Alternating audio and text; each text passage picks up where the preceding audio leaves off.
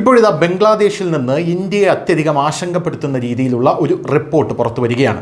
ബംഗ്ലാദേശിലെ ഭീകരവാദ സംഘടനയായിട്ടുള്ള വടക്കേ ഇന്ത്യയിൽ പ്രവർത്തിക്കാൻ അല്ലെങ്കിൽ വടക്ക് കിഴക്കൻ സംസ്ഥാനങ്ങളിൽ പ്രവർത്തിക്കാനായിട്ട് നുഴഞ്ഞു കയറാൻ തയ്യാറെടുക്കുന്ന ഉൾഫയെക്കുറിച്ച് നമ്മൾ കേട്ടിട്ടുണ്ട്. എന്നാൽ ഹുജി എന്ന് പറയുന്ന ബംഗ്ലാദേശി ഭീകര സംഘടനയെ പറ്റി നമ്മളിൽ എത്ര പേർ കേട്ടിട്ടുണ്ട്? ഈ ഹുജിയുടെ ഫുൾ ഫോം എന്ന് പറയുന്നത് ഹർക്കത്തുൽ ജിഹാദി ഇസ്ലാമി എന്നാണ്. ഇത് വളരെ വേഗത്തിൽ പ്രവർത്തനങ്ങൾ പുനരുജ്ജീവിപ്പിക്കുകയാണ് എന്നുള്ളതാണ് ഇപ്പോൾ വരുന്ന റിപ്പോർട്ട്.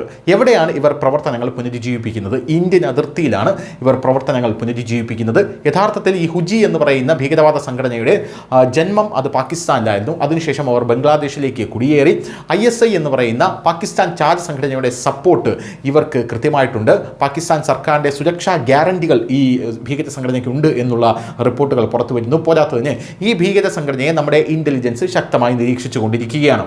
ഇവരുടെ ഒരു പ്രത്യേകത എന്ന് പറഞ്ഞു കഴിഞ്ഞാൽ ജമ്മു കശ്മീരിൽ പ്രവർത്തിക്കണം എന്നുള്ളതാണ് ഇവരുടെ ആത്യന്തികമായിട്ടുള്ള ലക്ഷ്യം എന്ന് പറയുന്നത്. പക്ഷേ കശ്മീരിൽ ലഷ്കർ ഇ തോയ്ബ അടക്കമുള്ള ഭീകര സംഘടനകൾ പിടിമുറുക്കിയിരിക്കുന്നത് കൊണ്ട് തന്നെ ഇവർ നമ്മുടെ കേന്ദ്രഭരണ പ്രദേശങ്ങളിലേക്ക് വ്യാപിക്കാനുള്ള നീക്കത്തിലാണ്. ഇപ്പോൾ ഇവരുടെ മോഡ്യൂളുകൾ സ്ഥാപിക്കുന്നത് നമ്മുടെ അതിർത്തിയിൽ എന്നുള്ളതാണ് ഏറ്റവും പുതിയ റിപ്പോർട്ട് എന്ന് പറയുന്നത്. ഇത് ഭയപ്പെടുത്തുന്ന ഒരു സംഭവ വികാസം തന്നെയാണ്. കഴിഞ്ഞ ദിവസം കേന്ദ്രഭരണ പ്രദേശമായിട്ടുള്ള ലഡാക്കിലാണ് കലാപം നടന്നത്, ഒരു ജൻസി കലാപം നടന്നത് എന്നുള്ളതും ഇതും എല്ലാം നമ്മൾ ചേർത്ത് വായിക്കേണ്ടതാണ്.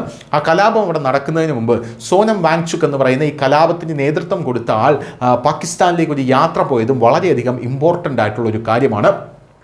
പാകിസ്ഥാനിലേക്ക് യാത്ര പോയത് അവിടെ ഒരു സെമിനാറിൽ പങ്കെടുക്കാനാണെന്നാണ് സോനം വാങ്ചുക് പറയുന്നത്. എന്തായിരുന്നാലും ഈ സോനം വാങ്ചുക്കിൻ്റെ NGO ഇപ്പോൾ അതിനുള്ള സകല കാര്യങ്ങളും എടുത്തു കളഞ്ഞുകൊണ്ട് ആ NGOയ്ക്ക് നിയന്ത്രണം ഏർപ്പെടുത്താനുള്ള നീക്കത്തിലാണ് ഇപ്പോൾ സർക്കാർ മുന്നോട്ട് പോകുന്നത്. എന്തായിരുന്നാലും ഈ ഹുജി എന്ന് പറയുന്ന ഈ സംഘടന, ഈ ഭീകര പ്രസ്ഥാനം വടക്ക് കിഴക്കൻ ഇന്ത്യയിലും പശ്ചിമ ബംഗാളിലും നിരവധി മോഡ്യൂളുകൾ സ്ഥാപിക്കാൻ പോകുന്നു, അല്ലെങ്കിൽ അതിനവർക്ക് കഴിഞ്ഞിട്ടുണ്ട് എന്നുള്ള റിപ്പോർട്ടുകളാണ് ലഭിക്കുന്നത്.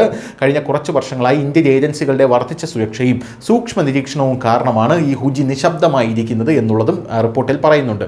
ഹസീന ഭരണകൂടം ഈ സംഘടനയെ അടിച്ചമർത്തി വച്ചിരിക്കുകയായിരുന്നു. എന്നാൽ ഹസീന ഭരണകൂടം അവിടെ നിന്ന് പോയപ്പോൾ ഇതിന് പുതിയ ഭരണകൂടമായിട്ടുള്ള യൂനസ് ഭരണകൂടത്തിൻ്റെ ശക്തമായിട്ടുള്ള പിന്തുണയും സുരക്ഷാ ഗ്യാരണ്ടികളും ലഭിച്ചു എന്നുള്ളതാണ് മനസ്സിലാക്കാനും സാധിക്കുന്നത്. News desk news India Malayalam.